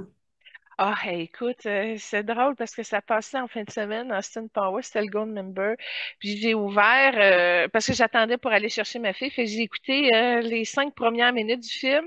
Puis là, j'ai vu ça, production d'Amy Moore, je disais, ah, on la voit pas dans le film, mais elle l'a produit. J'étais trouvé ça tellement intéressant, là, qu'elle va dans la comédie, parce que c'est pas son répertoire premier, hein. Quand tu regardes ses films, là, c'est plutôt dramatique.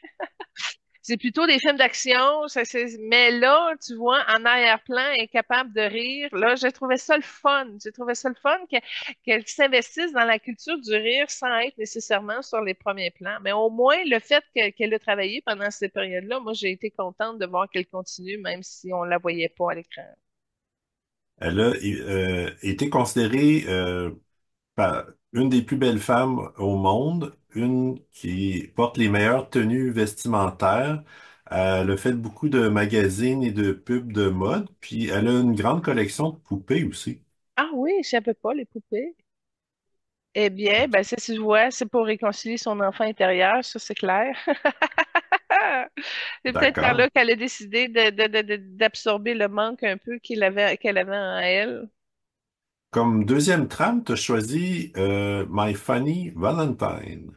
Ouais, ben c'est quelque chose que j'avais pas vu, mais elle se réalise artistiquement. Alors, justement, la jeune Demi Moore qui est à la limite, là, tu sais, très jeune, révoltée un peu, qui s'en va avec un band, là, tu sais, de l'alcool, là, tu sais, un petit peu. J'ai pas vu le film, mais j'ai trouvé ça le fun qu'au moins, avec sa voix, on la voit chanter dans un band. J'ai trouvé ça sympathique, mais c'est dans ses tout débuts, elle est toute jeune, elle commence à cette époque-là. Parlant de toute jeune, son premier mariage, c'était à 17 ans.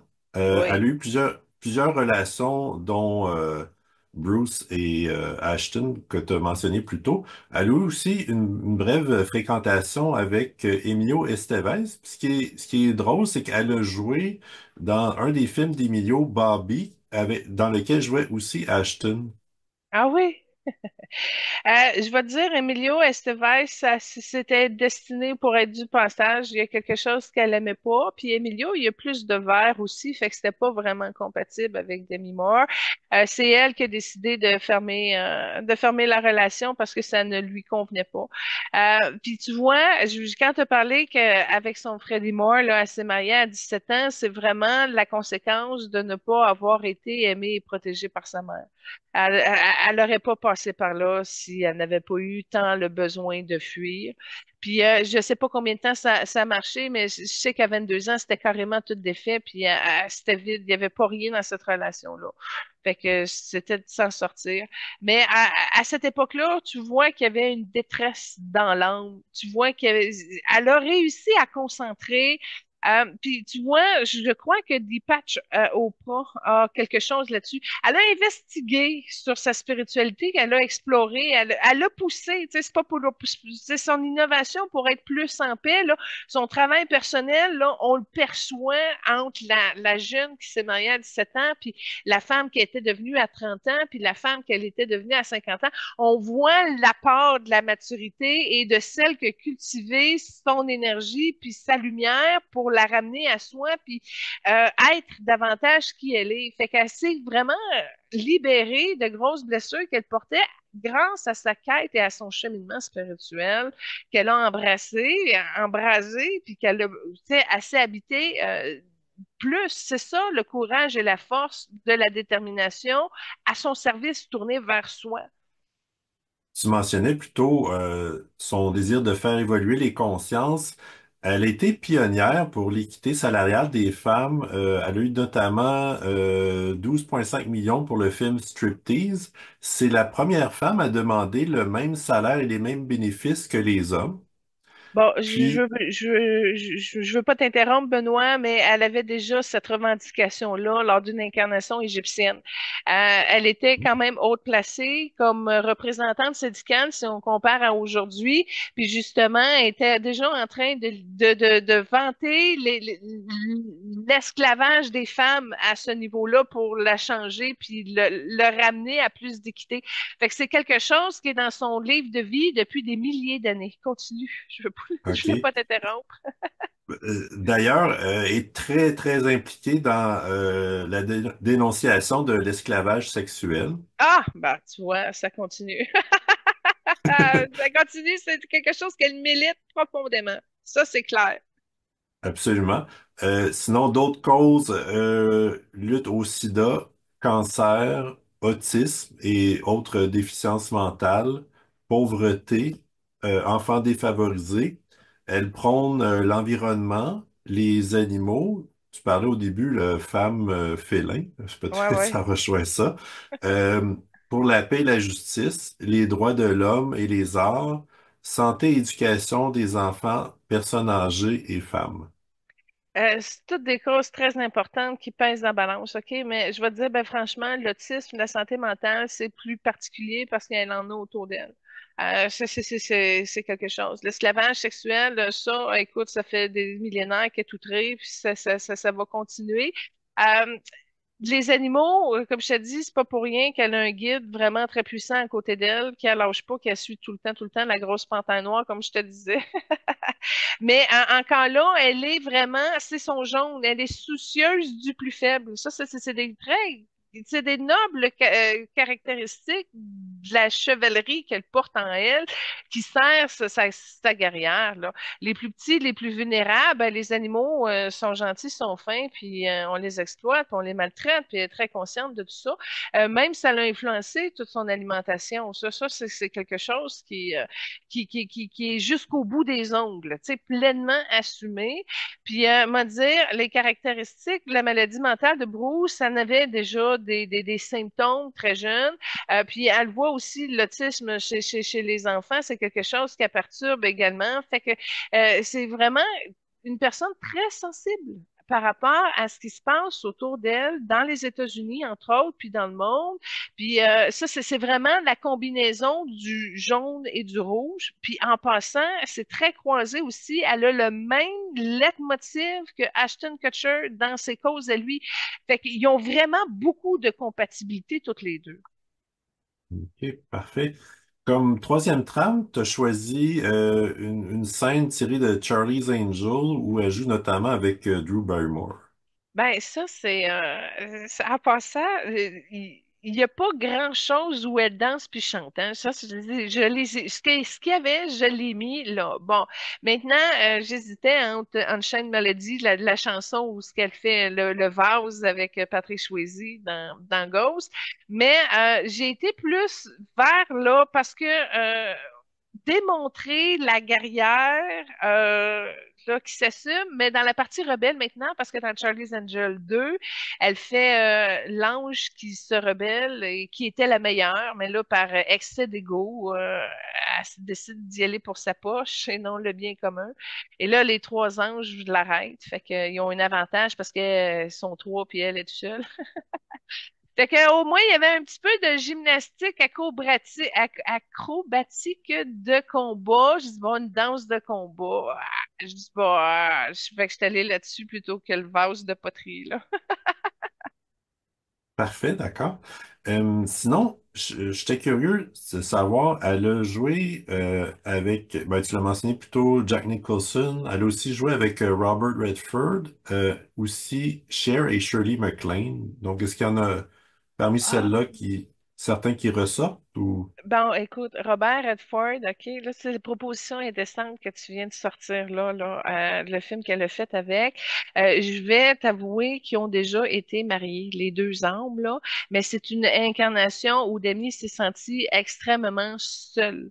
Robert Redford, ben, l'âme de Robert Redford, dans cette incarnation-là, il venait pas souvent, là, genre une ou deux fois par année. Fait qu'elle était vraiment soumise à la maison en attendant. Fait que il y a un visage caché dans cette relation-là qui porte une ombre. Fait qu'il y a une profonde reconnaissance, un amour, puis ça transparaît, hein. Parce que quand elle regarde Robert Redford, il y a du jaune qui passe dans ses yeux.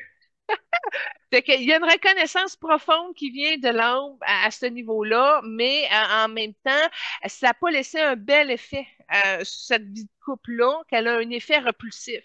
Alors, ça a été vraiment un film bien adapté pour les deux âmes parce qu'il y a une chimie, mais en même temps, il y a un effet repulsif. Bon, là, c'est à cause du gars qui est moins beau, qui est moins riche, qui est moins séduisant, mais qui l'aime puis qui est là, tu sais. Puis dans l'autre incarnation, justement, où ce qu'elle attend, juste tout le temps Robert Redford qui est jamais là, justement, elle développe une complicité avec un des employés de la maison qui l'accompagne, qui l'écoute, etc. Mais je mets pas ça que c'est l'âme de d'Annie Harry, comment il s'appelle l'autre acteur? En tout cas, fait que c'est pas le même âme, mais c'est à peu près le même type d'histoire où là, elle se développe une relation amoureuse en attendant que son mari arrive. Fait qu'il y a beaucoup de déceptions, mais dans le contexte du film, c'est génial parce qu'il y a le charme, il y a l'attraction, mais en même temps, il y a l'effet repulsif qui venait de l'âme, de cette incarnation-là. Et puis, ça se transparaît bien dans l'état du film. C'était quoi ta question? Euh, il y avait une bonne connexion avec une âme ou l'autre que j'avais OK. mentionné. Bon, Shirley MacLaine, ce que j'ai vu, c'est une incarnation française, reculée, peut-être qu'il y a 300-400 ans, où là, ils font comme du théâtre de filles faciles, si on peut dire, là, tenues légères, bordéliques un peu, ça fait de la danse et du chant de type, tu sais, un peu Moulin Rouge, mais moins sophistiqué, moins glamour, moins théâtral, moins moderne. Ils se sont chicanés à un moment donné. Ça a été au clac, moi, en tout cas. Fait qu'il y a quelque chose où c'est comme si Shirley MacLaine avait une énergie maternelle sur Demi Moore, mais que Demi Moore avait un conflit avec l'énergie maternelle de cette incarnation-là. Et ils se sont chicanés en plein spectacle à un moment donné. Fait que ça crée peut-être des tensions, mais j'ai pas vu leur film, je suis pas capable de faire le parallèle avec ça. Puis t'avais dit qui aussi? Cher? Cher, mine de rien, quand Demi Moore est à côté de Cher, elle bloque son aura. C'est comme Cher, c'est tellement un mystère. Fait que c'est comme si elle l'observe, elle l'admire, elle comprend pas des choses, mais en même temps, Cher, qui est plus dans une énergie bleu cobalt, va venir l'aider à dépasser ses tabous. Cher, c'est comme une grande sœur endurante qui a aidé à ouvrir la porte. C'est pas vraiment là-dessus que ça se joue. Et c'est trois sœurs italiennes que je vois dans les années 1300 après Jésus-Christ. Fait que je sais pas c'est qui la troisième sœur, là, mais ils ont une différence dans cette incarnation-là des trois sœurs italiennes. Demi était orangée, puis Tia est encore bleue. Fait que c'était comme la grande sœur plus sage qui rouvre la porte un peu à l'épanouissement de sa petite sœur, mais qu'elle considère pas vraiment. Fait que ça donne peut-être un retour de ce genre-là dans la matière aujourd'hui. OK, parfait. Moi, je vais conclure sur Demi. À ce jour, elle a 62 ans, elle mesure 5 pieds 5, puis elle a 200 millions de fortune.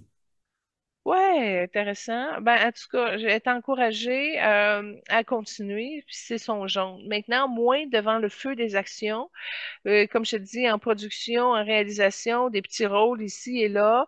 Elle est encore dans une optique de vouloir se protéger.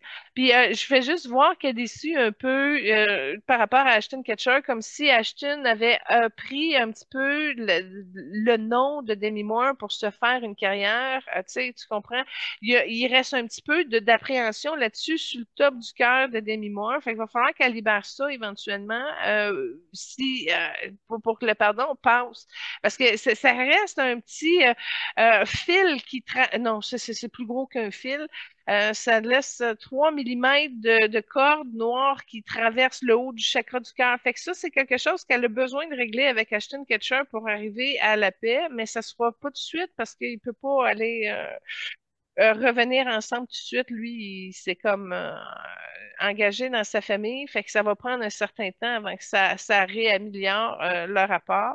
Ben écoute, pour conclure, moi je la remercie, je la bénis pour sa détermination et la force. Ça m'a vraiment aidé, entre autres avec son G.I. Jane, souvent à me dépasser moi-même dans mes limites. Alors ça a été très inspirant, puis ça me rejoint. Ça rejoint la guerrière que je suis.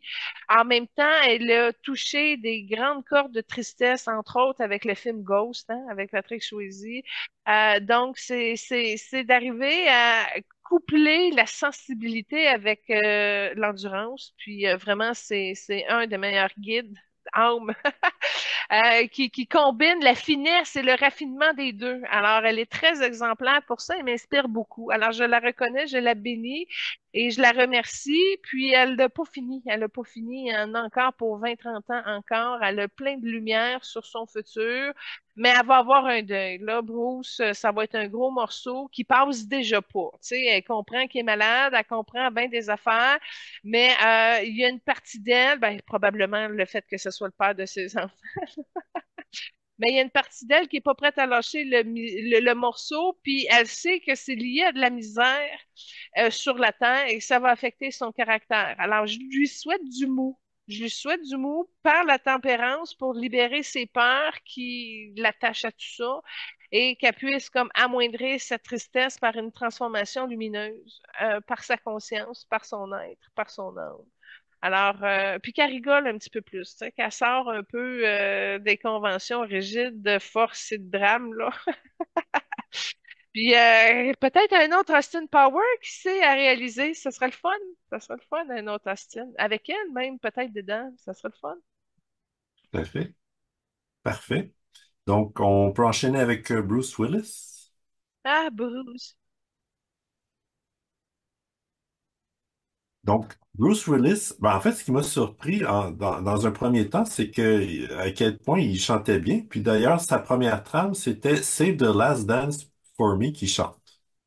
Oui, j'ai été surprise, moi aussi, en faisant la quête de la trame sonore. Je me suis rendu compte que Colin, c'est surprenant, on le voit pas dans ses films d'action, hein, c'est carrément là-dessus qu'il s'est spécialisé.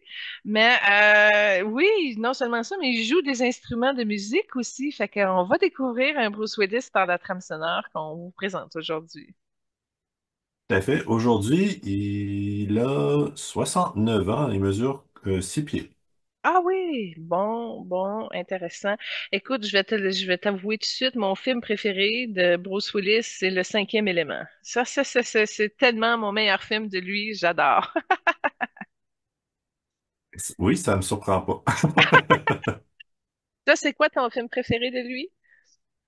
Je sais pas s'il y en a un plus qu'un autre nécessairement, mais j'avoue que j'ai aimé celui-là également. Euh, mais j'ai pas été un fan fini de ces films d'action, quoique j'en ai vu ici et là, mais pas tant non plus. Non, ça m'aurait étonné d'un homme rose comme toi.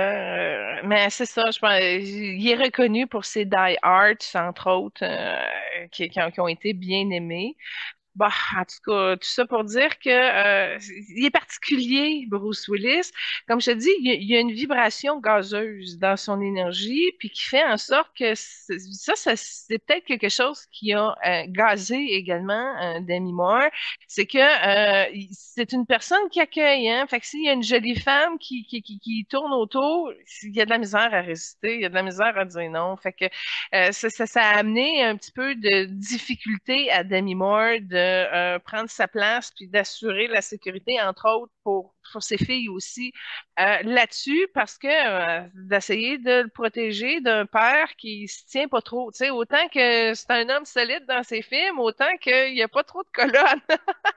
Il n'y a pas trop de colonnes dans l'homme qu'il a été, entre autres. Parce que je dis qu'il a été parce que là, c'est un autre homme. C'est un autre homme aujourd'hui. Un autre homme, puis je vais te dire, ben franchement, c'est peut-être l'énergie la plus gazée qu'on a eue de toutes nos vedettes qu'on a faites. Fait qu'on a une autre première là. Puis c'est difficile parce que toute cette lumière, ben c'est pas cette lumière-là, mais cet état invisible, envahissant, prend vraiment beaucoup, beaucoup, beaucoup de place, même plus de place que sa propre présence à lui. Et il est très, tu vois qu'il y a des absences qui est très détériorée, mais c'est dû à son non-alignement, à sa non-droiture et à une blessure de rejet. Alors oui, Bruce Willis, premièrement, il a été l'ambassadeur de toutes les chauves de ce monde. Hein? Fait que, nous les femmes, oui, ok, t'as de la calvitie, mais c'est pas grave. T'as le charme, t'as le sexe de Bruce Willis. Fait que là, ça a rendu des hommes chauves heureux d'avoir un ambassadeur chauve qui portait fièrement la masculinité. C'est un symbole, là, tu sais, là, c'est le chauve le plus aimé et reconnu de, de la Terre. Tu sais, on peut le mettre à ce point-là. Fait que ça, c'est quelque chose qui est désordonné et qui s'apparaît beaucoup dans sa vie familiale, sa maladie mentale. Comment qu'elle s'appelle? Je sais même pas c'est quoi. Moi, je vois juste l'effet que ça envahit dans le fond, mais je sais pas c'est quoi qu'il y a là. Ben, il y a eu l'aphasie, puis il y aurait la démence aussi. Bon, ben ça, la démence, c'est ne jamais avoir accepté de s'unifier avec sa propre présence. Ça a été un lourd combat qui l'a détruit de l'intérieur et il a ouvert souvent des brèches hein, dans ces rôles-là où là, ben, il est bon, il est génial. Puis il rouvre des énergies. Il rouvre des énergies. Mais il a fait après un coup qu'il a ouvert ces énergies-là. Et là, il passait plus en héros. Là, c'était le méchant, exemple, avec Richard Gere dans Le Chacal. Là, il a fait plusieurs rôles de méchant ou borderline, etc. Il a ouvert la porte à des énergies démoniaques. Puis il s'en est jamais occupé. Il s'en est jamais servi. Puis ça a été détruit, entre autres, avec l'alcool. Fait qu'il a plutôt bu plutôt que de se recentrer, de se ressourcer. Il est défait. C'est un homme, malheureusement, que je bénis maintenant parce que ça aurait été beaucoup mieux si cette confiance-là serait venue de son intérieur. C'est une personne qui a vraiment été trop tournée vers l'extérieur, du pourquoi qui est devenu comme nonchalant à un moment donné. Puis là, ben, tu rentres le déphasement de la tristesse, puis tu rentres aussi le mouvement de compétition avec son père. Ça, c'est pas réglé au niveau de son ego. Qu'est-ce que tu as par rapport à sa relation un petit peu désastreuse avec son père? Ben, son père, il était soldat américain, puis par la suite, il est devenu mécanicien. Mais Bruce aussi, lui, plus jeune, il a fait, ben, en tout cas, il a travaillé comme garde de sécurité, détective privé aussi. Euh, Puis quand il était jeune, ils ont déménagé pour le travail de son père aussi. OK. Bon, ce qu'on voit, c'est qu'il y a un sentiment de compétition en lien avec son père, puis il y a quelque chose qui est pas raccordé.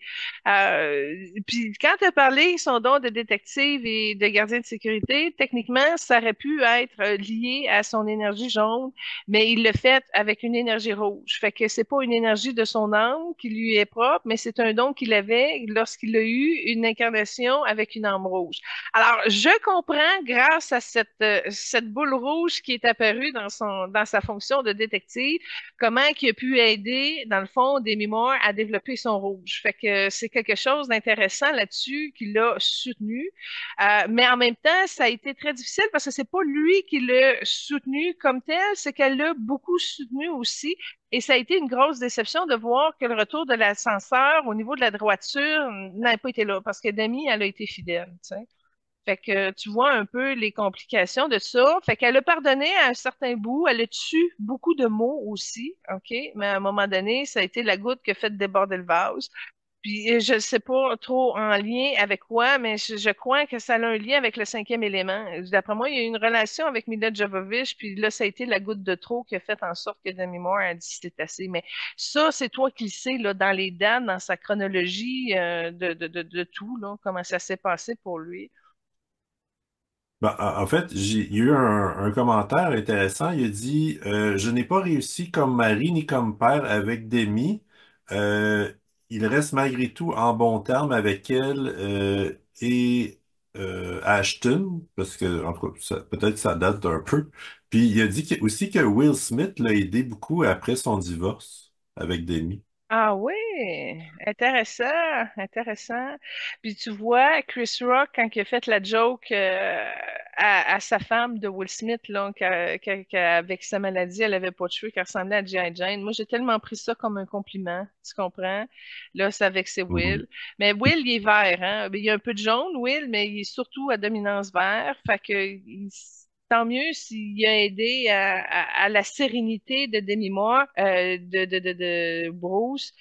Mais tu vois, quand ils se sont séparés, moi, ce que j'ai vu entre Demi et Bruce, c'est qu'il y a eu une belle complicité dans une incarnation où ils étaient cousins éloignés. Donc, c'était un cousin présent, mais qui habitait loin, puis qui gardait toujours comme une attention particulière à la maison de la cousine. Fait que c'était inversé. Demi Moore était homme et Bruce était femme, mais en tant que cousin éloigné, il gardait comme quand même un œil sur son cousin. Fait que quand ils se sont séparés, c'est cette incarnation-là où ce que le cousin éloigné garde un œil et puis s'assure que tout est correct, que tout est bien, qu'il y a un transfert d'argent s'il y a un besoin ou quoi que ce soit.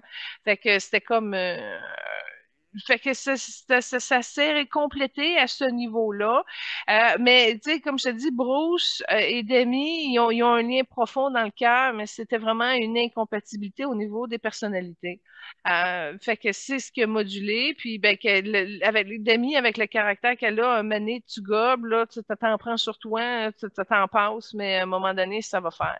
Là, c'est comme un homme sans colonne vertébrale, là, c'est très difficile, mais c'est pas de sa faute non plus parce qu'il était déjà embarqué dans sa routine monotone de son ego, mais en même temps, sa maladie avait déjà commencé à un certain niveau, d'où pourquoi que ça le dérangeait pas nécessairement d'être non droit. Et c'est après, quand que la conséquence s'est appliquée, que là, whoop, là, la conscience arrive, puis dit, wow, fait que Will est arrivé comme un indicateur, un éleveur de conscience, puis là, il y a comme défait un peu pour reconstruire qu'est-ce qui s'était passé au niveau des perceptions de Bruce Willis pour qu'il comprenne et qu'il accepte justement de passer à travers le deuil de sa relation. T'as probablement raison pour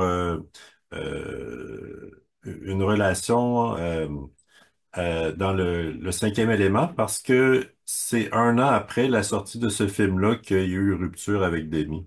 Ouais. Ouais, ouais. Malheureusement, je le vois dans l'énergie de Mila Jovovich aussi.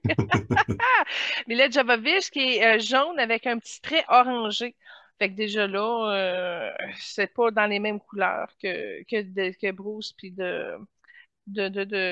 Mais ça lui a nuit à Mila Jovovich, hein, parce qu'elle a eu comme deux grands rôles dans sa carrière, entre autres Jeanne d'Arc, hein, c'est elle qui a fait Jeanne d'Arc, et ben, le cinquième élément. Mais à la suite de ça, moi, ça a été très difficile de revoir Mila dans d'autres choses. Le fait qu'elle ait eu cette relation-là, puis encore là, c'est pas validé, je dis ça parce que je le vois en énergie, mais le fait d'avoir eu ça, ça l'a brisé sa carrière. Ça a été très difficile par la suite pour elle de revenir. Puis encore là, c'est tabou, hein. J'ai pas eu de nouvelles. Attention, d'un Bruce a trompé sa femme avec Mila Jovovich. Ça, c'est tout du. OK, je le vois en énergie, mais ça n'a pas été confirmé par les journaux à potting ou dans la matière. Ben, peut-être que oui, mais je sais pas, là. C'est peut-être toi qui le sais, là, avec tes notes. Euh, j'ai pas vu ça passer non plus. Non, c'est En ça. passant, il y a eu trois filles avec Demi, puis il y a eu deux autres filles avec sa femme actuelle, Emma Heming. Puis je vais te dire, ben franchement, j'ai comme l'impression qu'il se rappelle pas que c'est ses filles. C'est rendu grave son Hmm. affaire là. Il est là, mais il est pas là.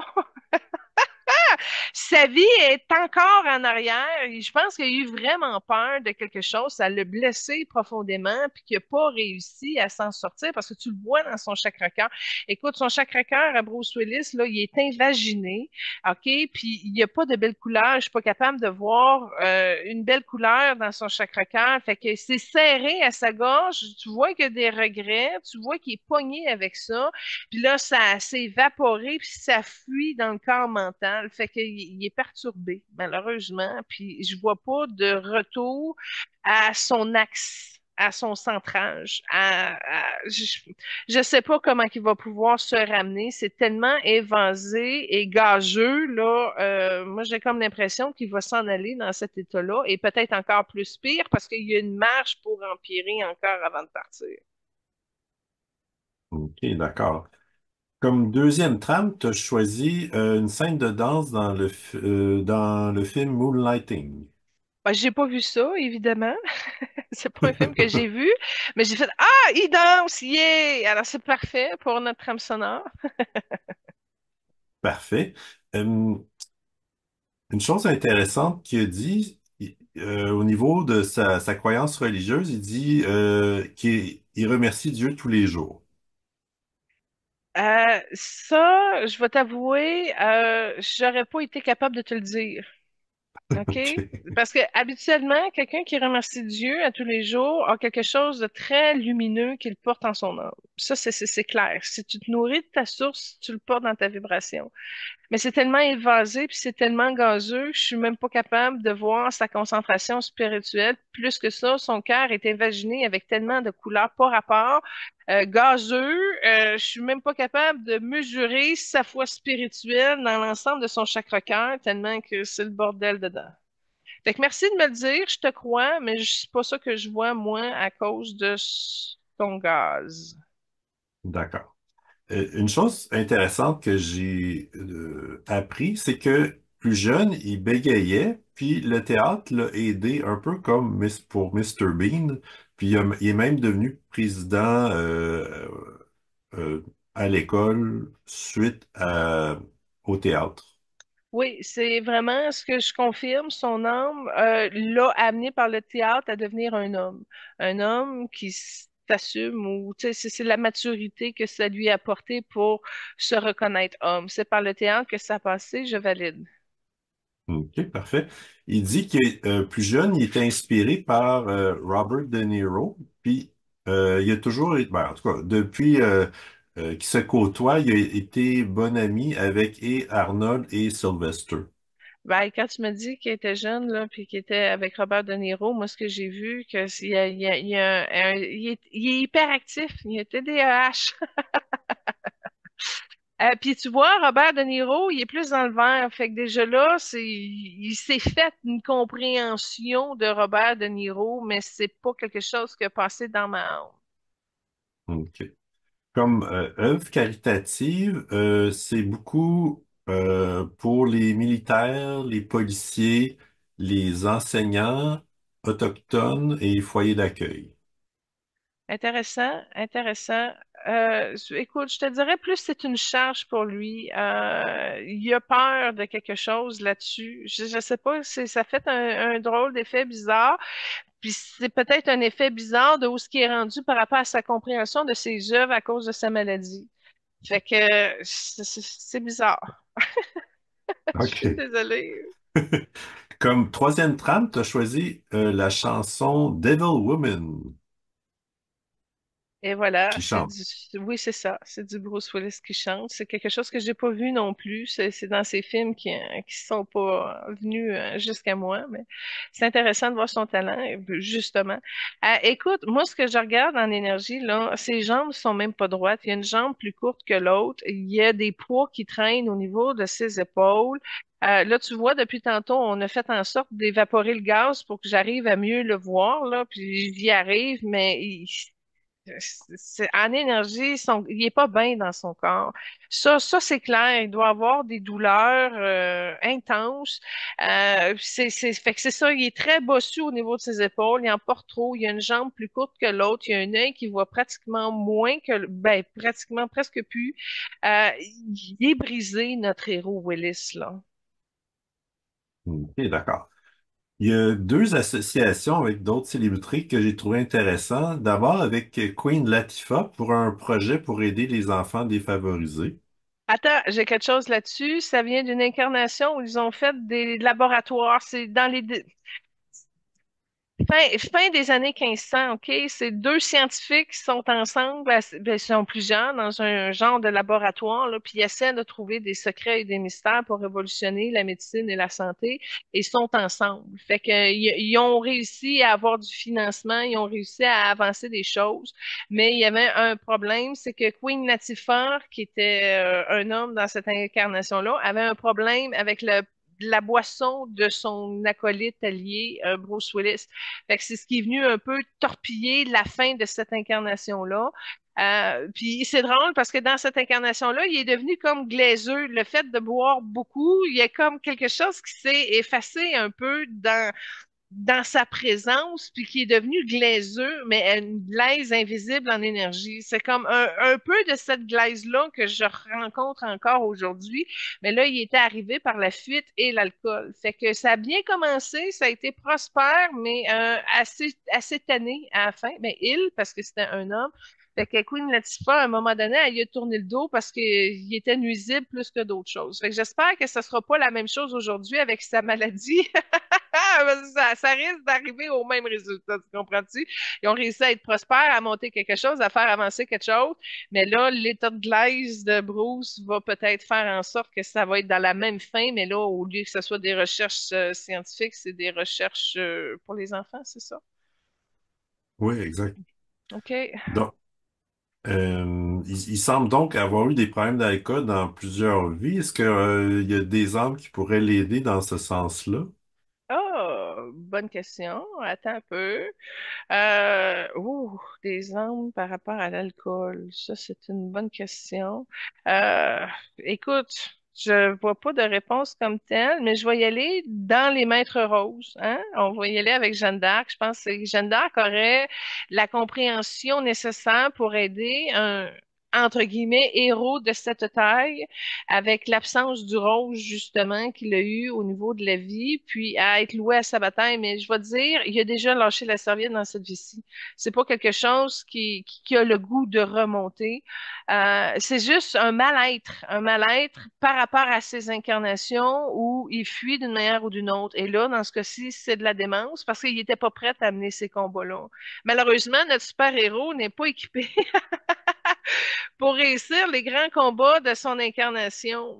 Alors, j'y envoie toute mon empathie et ma compassion pour qu'il puisse soulager cette douleur-là et que ça s'évapore. Effectivement, il y a un petit peu de bruime noire qui est sortie de son plexus. Mais ce que je vois, c'est que Demi Moore y a apporté du courage. Elle avait suffisamment de rage lumineuse en elle pour qu'il puisse reprendre son pouvoir. Mais quand Demi est parti, il a perdu ça aussi. Fait que c'est gonflé artificiellement. Ça ne vient pas de l'intérieur. Et c'est pour ça que je salue Demi Moore, parce qu'elle l'a passé par l'intérieur. Pourquoi qu'elle a su grandir sa lumière, puis qu'elle a pu le dépasser, puis le bâtir. Parce que l'homme, il est un petit peu plus dans l'échec. Bruce s'est tourné plus vers l'extérieur. Il n'a pas concentré au niveau de son effort. Il a été plutôt lésé un peu. Fait que c'est pas le même cadre, puis c'est pas le même résultat, puis là, on est capable de le mesurer très franchement. D'accord. Il a, il a joué dans un court-métrage de Kobe Bryant. Ah, c'est Oui, vrai. Le joueur de basketball décédé des Lakers. exact.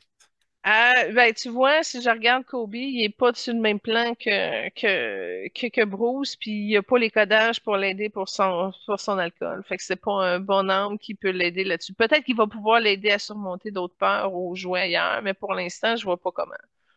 D'accord. Je veux juste finir avec d'autres célébrités avec qui il a joué. Morgan Freeman, Kirstie Alley, Catherine Zeta-Jones, Dwayne Johnson et Channing Tatum.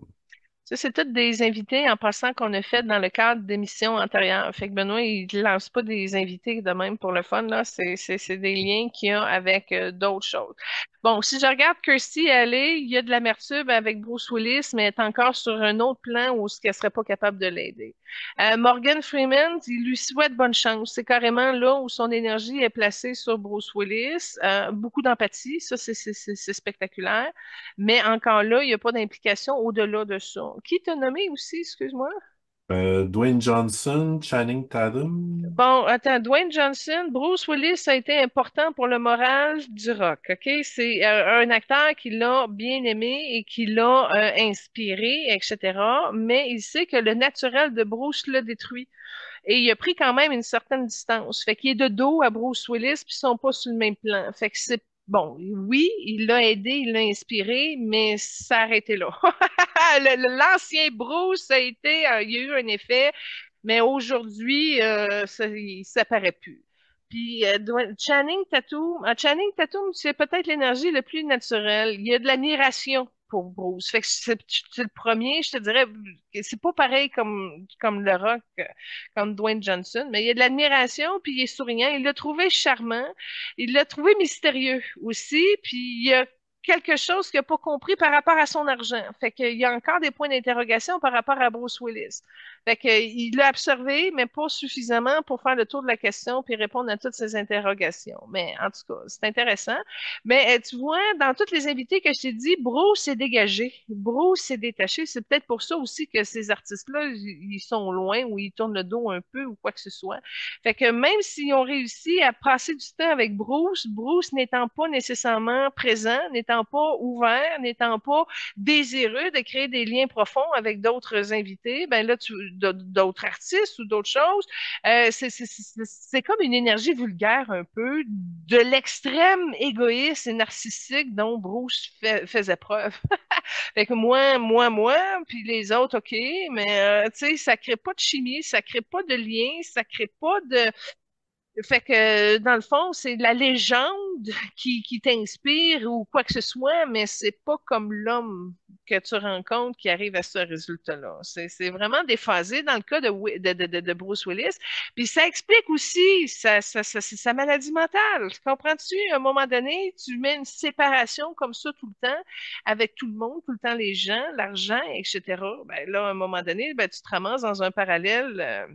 Dans un univers de parallèle et puis très gazéfié.